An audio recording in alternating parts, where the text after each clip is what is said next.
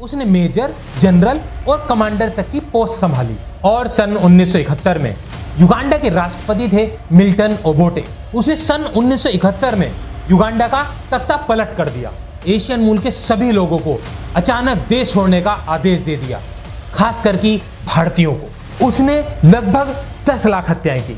अपनी किताब में इदी अमीन के हेल्थ मिनिस्टर लिखते हैं कि इदी अमीन दुश्मनों को मारने के बाद उनकी लाशों के साथ काफी टाइम बिताता था। इदी अमीन की 6 बीवियां थी। Most of the homes she had, she must have a wife there. Method of killing people was by hitting them on the head with a hammer. आज हम बात करेंगे इस दुनिया की सबसे खूंखार आदमी की। इतना खूंखार जो इंसानों का मांस खाता था, इतना क्रूर जो इंसानों का खून पीता था, और इतना बड़ा दरिंदा जिसने युगांडा की जनता को भी नहीं बख्शा। जी हां, मैं बात कर रहा हूं इदी अमीन की।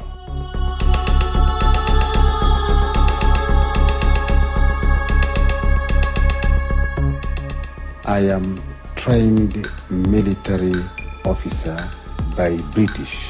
The issue of the push attempt by his very own tribe.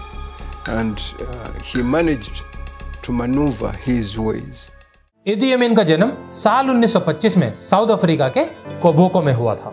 इदी अमीन को उसके पिता ने बचपन में ही छोड़ दिया था। साल 1946 में इदी अमीन ने ब्रिटिश उपनिवेश आर्मी में खाना बनाने वाले कर्मचारी के तौर पर एंट्री ली थी और इदी अमीन 1959 में वारंट ऑफिसर बन गया।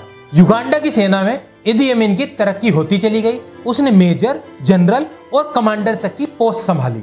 और सन 1971 में युगांडा के राष्ट्रपति थे मिल्टन ओबोटे। और उस समय इदी अमीन की छवि युगांडा के लोगों के बीच काफी अच्छी थी। और इसी बीच इदी अमीन ने युगांडा के राष्ट्रपति पर भ्रष्टाचार समेत कई आरोप लगाए। इदी अमीन ने कहा कि सरकार लोकतंत्र और संविधान दोनों की रक्षा करने में फेल है और देश की इकोनॉमी पूरी तरह से डैमेज हो रही है। और इसके जवाब में युगांडा के राष्ट्रपति ने इदी अमीन को अफ्रीकी मां की कोख से पैदा हुआ एनिमल बताया और जिस कारण पब्लिक की सिंपैथी इदी अमीन की तरफ चली गई। और इसका फायदा उठाते हुए उसने सन 1971 में युगांडा का तख्ता पलट कर दिया और वहां का तानाशाह बन बैठा। और वहां से शुरू हुआ विरोधियों के कत्ल का सिलसिला।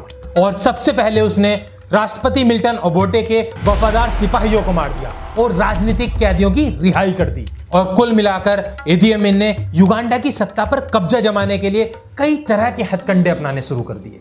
अपनी तानाशाही के शुरुआती दिनों में इदी अमीन का शासन ठीक रहा, लेकिन उसके बाद उसका असली रूप सामने आया और इदी अमीन ने रातों रात वहां रह रहे एशियन मूल के सभी लोगों को अचानक देश छोड़ने का आदेश दे दिया, खासकर कि भारतीयों को। Would you like to get all Asians out, really, sir? Yes, they must go to their country. Even nationals of Uganda? If they want to go, they are welcome to go. पहले तो लोगों ने इस घोषणा को ignore कर दिया, लेकिन बाद में जब इदी अमीन ने शक्ति दिखाना शुरू किया तब उन्हें समझ आया कि वाकई अब उन्हें युगांडा छोड़ना पड़ेगा। और इसके साथ ही देश छोड़कर जाने वाले लोगों को अपने साथ 55 पाउंड या 25 किलो का लगेज ले जाने की इजाजत मिली। और इसके पीछे इदी अमीन का कहना था कि एशियन मूल के लोगों ने युगांडा को सिर्फ लूटा है। I know these are the former corrupted police who have been confused by the former regime politically.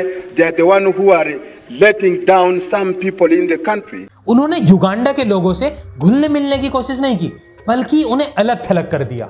और इन भारतीयों में कुछ लोग ऐसे थे जो अपनी पूरी जिंदगी में कभी युगांडा से बाहर नहीं गए थे।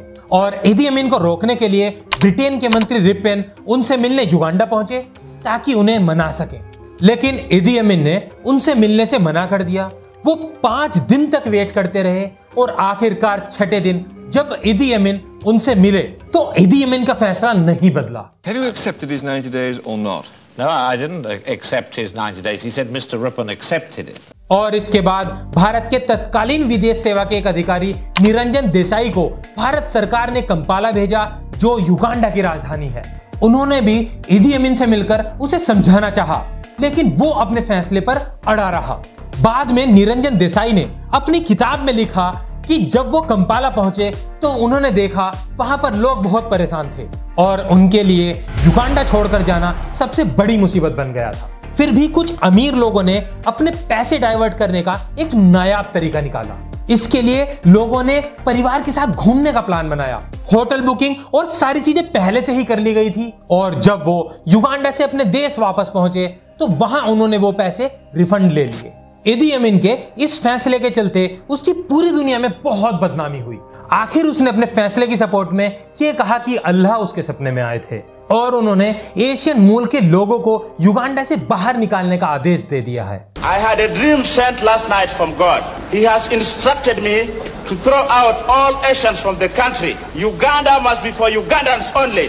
लेकिन इस खेल के पीछे का असली सूत्रधार था लीबिया का तानाशाह कर्नल गद्दाफी। दरअसल उसने ही इदी अमीन को यह सलाह दी थी कि युगांडा की सत्ता पर उसकी पकड़ तभी मजबूत हो सकती है जब युगांडा की इकोनॉमी उसके हाथों में हो।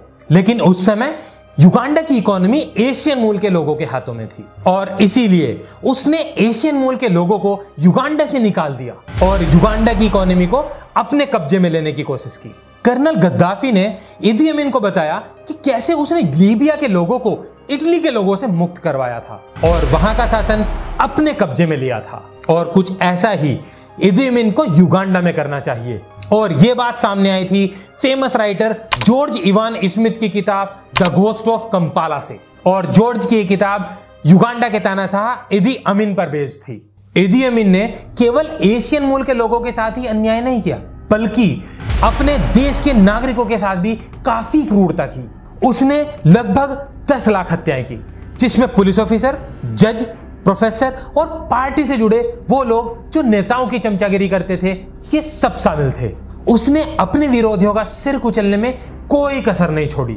साल 1970 के दशक में तख्ता पलट से पहले युगांडा में भारतीयों की काफी तादाद रहती थी।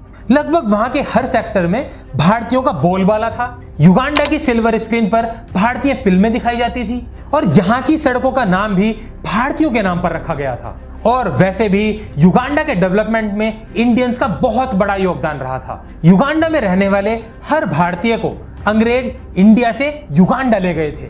ये भारतीय मजदूरों के वंशज थे जो कई पीढ़ियों से वहां रह रहे थे। अंग्रेजों के साथ मिलकर भारतीयों ने अपनी जान पर खेलकर वहां का इंफ्रास्ट्रक्चर डेवलप किया था। युगांडा की राजधानी कंपाला में भी व्यापार की बागडोर मेनली एशियाई मूल के लोगों के हाथों में थी। इदी अमीन की क्रूरता के किस्से पूरी दुनिया में मशहूर होने लगे और वह पूरी दुनिया में बदनाम होने लगा। इदी अमीन के स्वास्थ्य मंत्री हेनरी कैम्बा ने एक किताब लिखी और इस किताब में उन्होंने इदी अमीन के काले कारनामों का पूरा कच्चा चिट्ठा खोल के रख दिया। इस किताब का नाम है अ स्टेट ऑफ ब्लड। अपनी किताब में इदी अमीन के हेल्थ मिनिस्टर लिखते हैं कि इदी अमीन दुश्मनों को मारने के बाद उनकी लाशों के साथ काफी टाइम बिताता था और जो डेड बॉडीज बच जाती थी उसमें से ह्यूमन पार्ट्स और ऑर्गन्स गायब रहते थे जिनमें किडनी, लीवर, प्राइवेट पार्ट्स के अलावा हाथ भी कटे होते थे। लोगों का कहना था कि वो दुश्मनों के शवों के साथ भी बहुत बुरी तरह पेश आता था। दुश्मनों के शवों के साथ वो अकेला बहुत समय बिताता था लेकिन पता किसी को नहीं था कि वो इतना समय करता क्या था। युगांडा के कुछ लोगों का यह मानना है कि वो काकवा जनजाति में पैदा हुआ था और इस जाति के लोग ह्यूमन ब्लड पीने का शौक रखते थे और उनके यहाँ इसे पीने की परंपरा भी थी और इसीलिए इदी अमीन अपने दुश्मनों का खून पीता था। कैम्बा ने आगे अपनी किताब में और खुलासे किए हैं। उन्होंने लिखा कि साल 1975 के अगस्त महीने के दौरान जब इदी अमीन अपने अधिकारियों के साथ मीटिंग ले रहा था तो बैठक के दौरान उसने अपनी एक जर्नी का जिक्र किया। उसने बताया कि कैसे उसे यात्रा के दौरान बंदर का मांस परोसा गया था जो कि इंसान के मांस से भी बहुत खराब था। यहाँ ये बात सामने आती है कि इदी अमीन इंसानी गोश्त खाने का भी शौकीन था।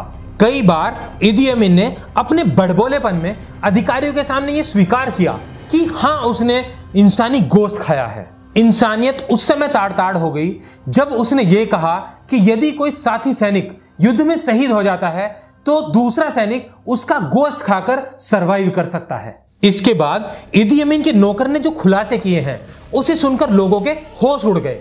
उसने बताया कि कमांड पोस्ट पर इदी अमीन का घर था और उस घर का एक कमरा हमेशा बंद रहता था। उस बंद कमरे में किसी को भी जाने की इजाजत नहीं थी केवल बतौर नौकर वो ही उस कमरे में जाया करता था, वहां साफ सफाई और झाड़ू लगाकर वापस आता था। इसके बाद इदी अमीन की 5वीं बीबी सारा कोयलाबा वहां आई। उसने नौकर से उस कमरे का रहस्य जानने की कोशिश की। उस कमरे की चाबी नौकर के पास थी, लेकिन इदी अमीन ने उसे सख्त हिदायत दी थी कि कमरे में किसी को भी जाने की इजाजत नहीं है।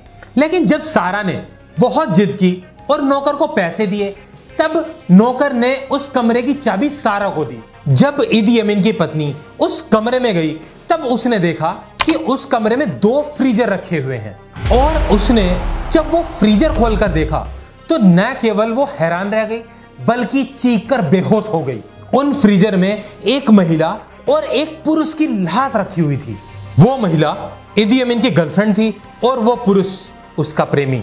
इदी अमीन ने इन दोनों को केवल इसलिए मार दिया क्योंकि वो दोनों एक दूसरे से प्रेम करते थे। इसके अलावा इदी अमीन ने अपनी गर्लफ्रेंड के प्राइवेट पार्ट्स भी खा लिए थे। इदी अमीन के अय्याशी के किस्से पूरी दुनिया में पहले से ही मशहूर हैं। इदी अमीन की 6 बीवियां थी, जिनमें से उसने 3 को तलाक दे दिया था। बच्चों का तो ठीक ठाक पता नहीं, लेकिन कहा जाता है कि इदी अमीन के 45 बच्चे थे। इसके बाद इदी अमीन के पास पर्सनल 30 महिलाओं का ग्रुप था, जो पूरे युगांडा में फैला हुआ था। वो हेल्थ वर्कर और नर्स के तौर पर काम करती थी, और पर्सनली इदी अमीन के लिए सेक्स वर्कर का भी काम करती थी। और इदी अमीन की इन हरकतों से तंग आकर उसके चाहने वाले और दोस्त साथ छोड़ते चले गए और वो अकेला पड़ गया। देश में समस्याओं की कमी नहीं थी, तो उसने अपने पे से ध्यान हटाने के लिए पड़ोसी देश तंजानिया पर हमला कर दिया। तंजानिया की सेना ने इदी अमीन की सेना को 1 साल में हरा दिया। इदी अमीन का तख्ता पलट हो जाने के बाद उसने वहां से भाग जाने में ही अपनी भलाई समझी, और वो युगांडा से भागकर सऊदी अरबिया चला गया। इस घटना के लगभग 25 साल बाद सन 2003 में युगांडा के तानाशाह इदी अमीन की मौत हो गई, लेकिन आज भी उसकी क्रूरता के किस्से लोगों की जुबान पर हैं। और ऐसी ही इंफॉर्मेटिव वीडियो के लिए आप हमारा चैनल सब्सक्राइब करें और बेल आइकन दबाएं।